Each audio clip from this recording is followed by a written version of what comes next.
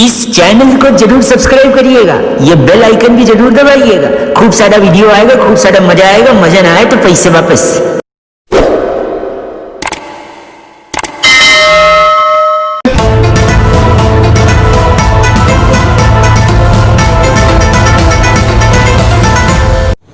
जय माता दी।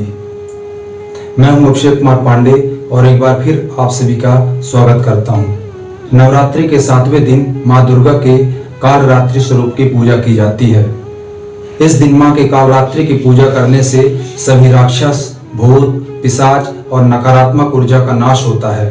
कालरात्रि की उपासना करने से ब्रह्मांड की सारी सिद्धियों के द्वार खुलने लगते हैं और अनेक आसुरी शक्तियां उनके नाम के उच्चारण से ही भयभीत होकर दूर भागने लगती हैं। इनकी पूजा अर्चना करने से तेज बढ़ता है। ज्योतिष में शनि नामक ग्रह को नियंत्रित करने के लिए इनकी पूजा करना अद्भुत परिणाम देता है। देवी भागवत पुराण के अनुसार मां कालरात्रि के अभय वरदान के साथ ग्रह बाधाओं को दूर करती हैं। साथ ही आकस्मिक संकटों से भी मुक्ति मिलती है। मां कालरात्रि को काली, महाकाली, भद्रकाली, भैरवी, मृत्यु, रुद्रानी, चामुंडा, चंडी, रौद्री और धुमोरना देवी के नाम से जाना जाता है। माता कालरात्रि के शरीर का रंग घनघोर काला है, सिर के बाल बिखरे हुए हैं, गले में बिजली सी चमकने वाली माला है। ये त्रिनेत्रों वाली है। ये तीनों ही नेत्र ब्रह्मांड के समान गोल हैं। इनकी सांसों से अग्नि निकलती रहती है। ऊपर उठे हुए दाहिने हाथ की वर मुद्रा भक्तों को वर देती है। दाहिने ही तरफ का नीचे वाला हाथ अभय मुद्रा में है, यानी भक्तों को हमेशा निडर, निर्भय बनाती है। बाईं तरफ के ऊपर वाले हाथ में लोहे का कांटा तथा नीचे वाले हाथ में खड्ग है, अर्थात तलवार है। इनका रूप भले ही कितना भी भयंकर हो, लेकिन ये सदैव शुभ फल प्रदान करने वाली देवी हैं, इसीलिए ये शुभंकारी कहलाई। मां कालरात्रि का वाहन गधा है, जो समस्त जीव जंतुओं में सबसे ज्यादा परिश्रमी और निर्भय है। मां इस वाहन पर संसार का विचरण करती हैं। देवी का यह स्वरूप तमाम रिद्धि सिद्धियां प्रदान करता है। जो भक्त मां के इस रूप की पूजा करता है उसे अकाल मृत्यु नहीं होती है।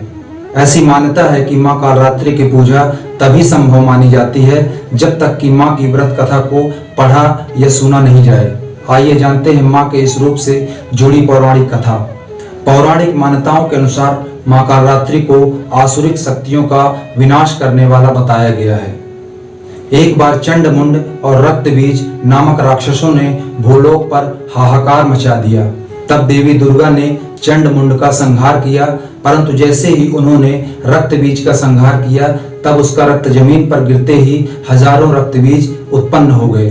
तब रक्तबीज के आतंक को समाप्त करने हेतु मां दुर्गा ने लिया था मां कालरात्रि का स्वरूप। मां कालरात्रि काल की देवी हैं। मां दुर्गा का यह स्वरूप बहुत ही डरावना है। मां की कृपा से भक्त भयमुक्त हो जाते हैं। मां का निरंतर स्मरण, ध्यान और पूजा करते रहना चाहिए। नवरात्र में सप्तमी की रात्र को सिद्धियों की रात भी कहा जाता है। मां की उपासना से जीवन की हर समस्या को पल भर में हल करने की शक्ति प्राप्त होती है। मां कालरात्रि की उपासना से ब्रह्मांड की सारी सिद्धियों के दरवाजे खुलने लगते हैं। मां का ध्यान करने से मनुष्य पुण्य का भागी बनता है।